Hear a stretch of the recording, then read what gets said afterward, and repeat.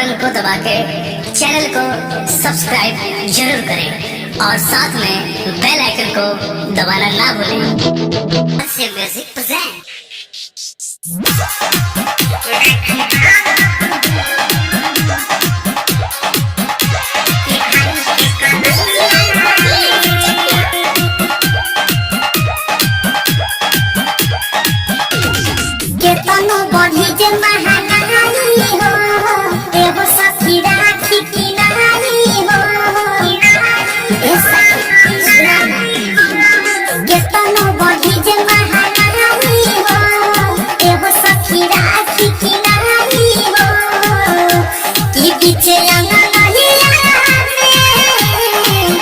राखी बांधब कि भाई के कलैया में, राखी बांधब कि भाई के कलैया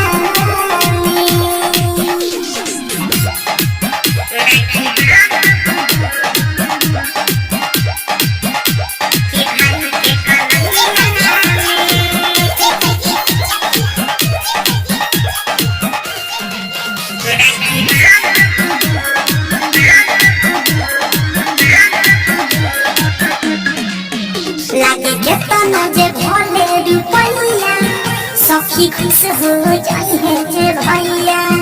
भाई बहिन के प्यार नाही टूटी, अपना हाथे खिलाई मिठाइया।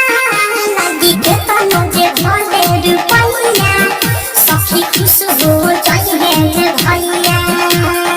आई कल राखी के वो कहतानी सखी बादे बहारे हो, झुकाई शीश कोनिया में, राखी बांधब कि भाई के कलैया में, राखी बांधब कि भाई के कलैया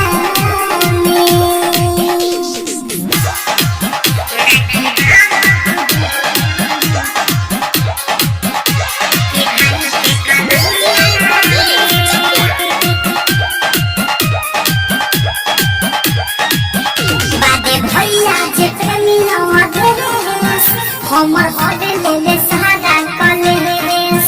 भैया अनुराग के संगमा में रही, साथ पूरा करे भाई कतरा केस। बड़े भैया जे प्रेमी अवधेश, हमर हरे ले सहारा कलेस।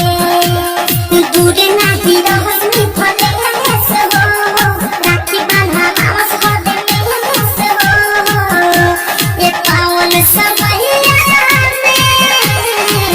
राखी बांधब कि भाई के कलैया में।